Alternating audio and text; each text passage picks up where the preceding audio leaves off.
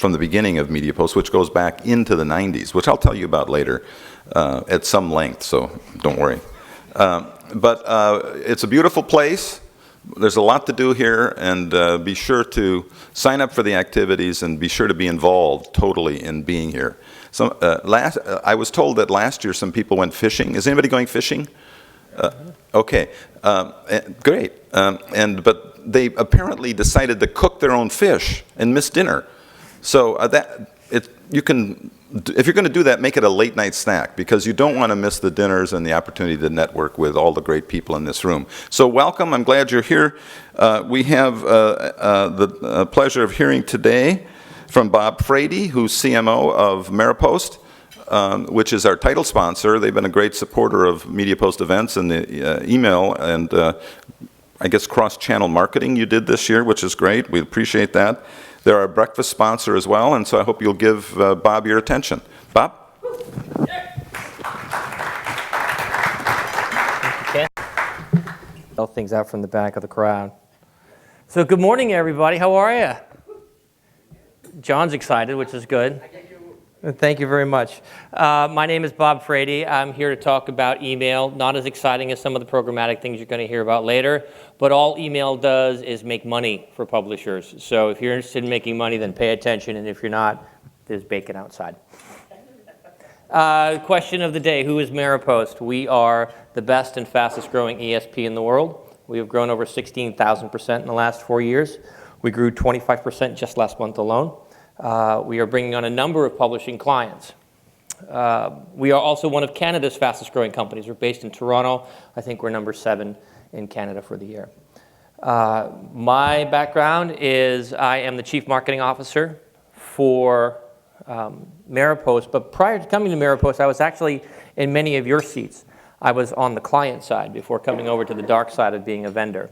So I ran the email program at Live Nation, I ran the email program at Expedia, and I ran the email program at a company called Zito Media, which was an online publisher. We ran a site called getitfree.us, which is the largest freebies and deals site in the US. We had about 15 million members in our database at the time.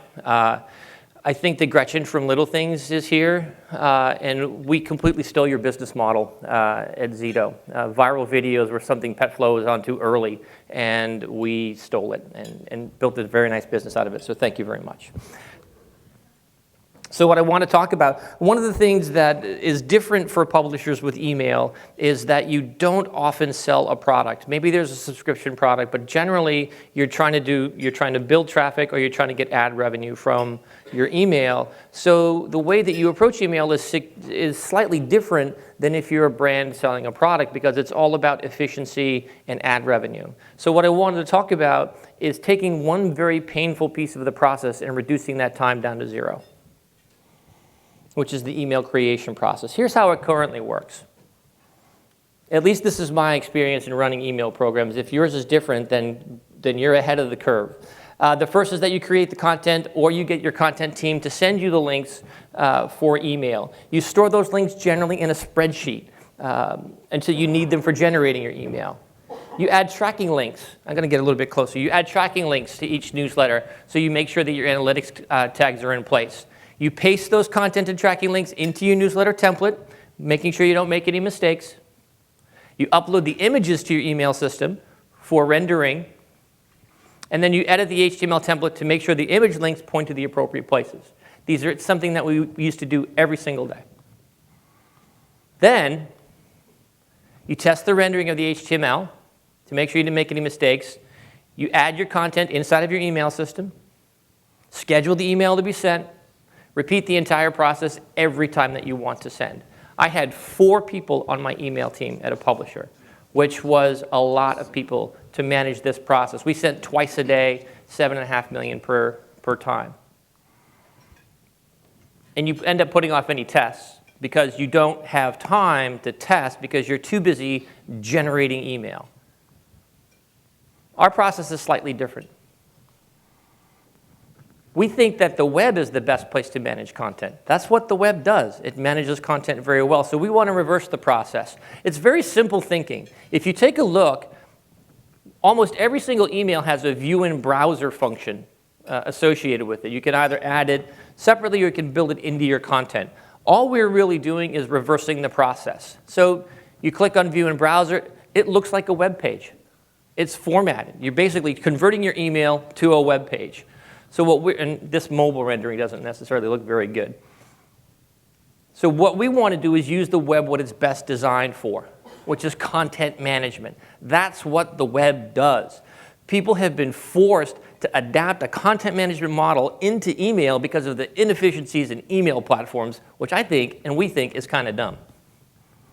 So how do we do that? How do we get the web to serve email rather than making email adapt to the web? Step one is on your side. There is some work involved initially. It's not completely zero at the start. On your side, you create a page that looks like an email. 600 pixels wide. You put all your content spots in there. You put your ad tags in there. So if you went to this page, it would look exactly like your email and how it's going to render. Something like this. You can make it look like any page you want to.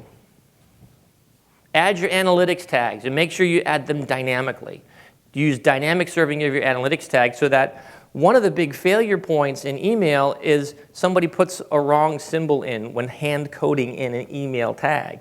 So you build your tags into your site. One of the things you might want to make sure the date changes every day.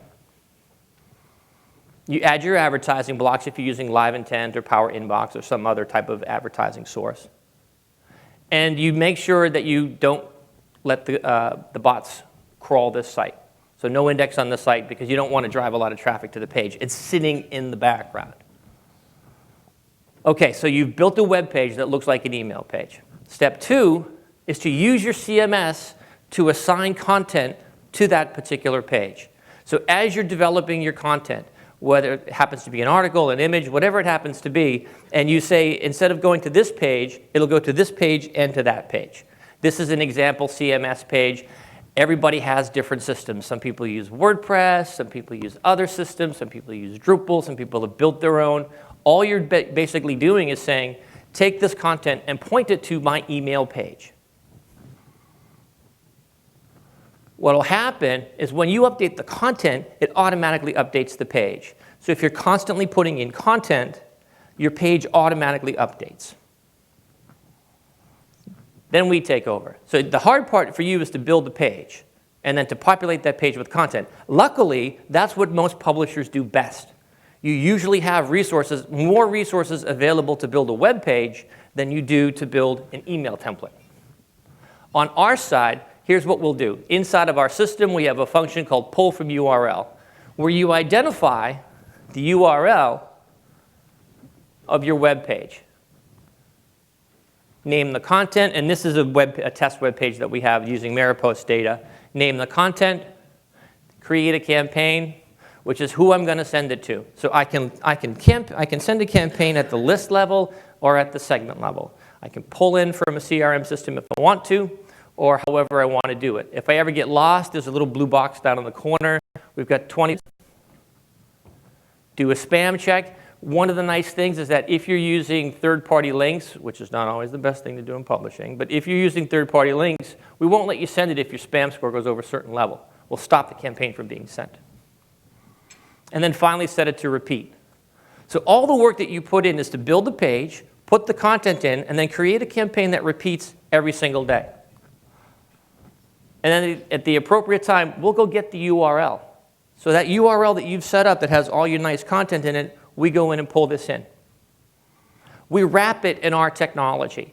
One of the problems with using a URL is that if you don't wrap the links properly, you run into all sorts of deliverability issues because the links may be from all over the place.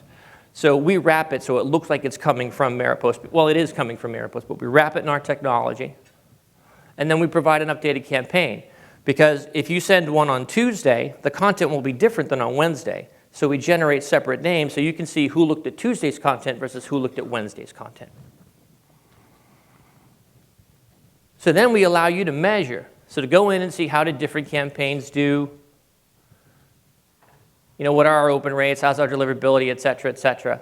And then finally, The more advanced customers that we have are taking this up a whole notch, because some people say, well, I want to have different types of sub-publications. I want to have a pet publication. I want to have people who are left-handed publication. I want to have different sets of publication based upon different segments that I have in my database. So what basically you do is you set up separate pages. So you might have more, like at Zito, we had morning content, which was all the new freebies and deals. And then in the afternoon, we had the viral video content because it was more entertaining. And so same exact, every single day, we'd run the same types of content. It was different content, but the structure was exactly the same. So you could set up a morning page and then an afternoon page. You can set up regional content. If you've got, like for example, at Live Nation, the Boston market is different than the Seattle market. You don't want to send the same information. So you can say, here's my Boston page, here's my Seattle page. If you want segment level content, left-handed shoegazers versus navel gazers, however you want to define your content, you set up separate pages for that content. And then if you want, we also read the browser language that people are looking at your content in. So you could have language-specific content. If you see that people are opening their emails in Spanish, you can send them Spanish language content dynamically if you choose to. So what you want to do is spend your time testing and learning. Get this big production stuff off your table. Automate this part so you can then go in and say, well, now what else can I do? How do I make my program work better? Because I'm spending my time testing rather than spending my time producing. So what's in it for you? The first thing is time. I had 4 people on my email team. I wish I had had this product at the time. I could have done the entire thing with 2. No disrespect to the people, but just the process is so convoluted sometimes for generating email that this greatly simplifies the process. So the first thing that you get back is time. The second is cost savings. Because A, you don't make mistakes because it's all automated. And the second is that you don't have to have as many people running and touching the program in order to get your email out the door. Error reduction. I look at this a little bit, it's a little bit of a quandary actually, because sometimes errors are actually good things. You make a mistake. Like one weekend, we were loading up all of our content for the weekend, and my coordinator accidentally sent Saturday send on Friday. So we sent twice on Friday. And we made more money on that Friday than we made on any other Friday. So then we went to twice-a-day sending after that. So it was a good mistake, but it was still. But when you miss a tag, when your images don't render properly, when the HTML is broken, those are all things that can be eliminated by automating the process. And it gives you time for testing to figure out what's the next thing that I can develop and what's the next thing that's going to work best for my customers. And you're going to get a better email program. Email is not about top-line revenue. Email is about bottom-line revenue. I could tell you that the top-line revenue when it came to media was gigantic at Zito. The email revenue was a fraction of the top-line revenue. But from the bottom-line revenue, the email revenue was much thicker than the media revenue was. That's it. Thank you very much. If you have any questions, we'll be around all week. Try the veal. Diana, who you may have met, will be working with us. So if you have any questions, we love to talk about this stuff. Thank you very much.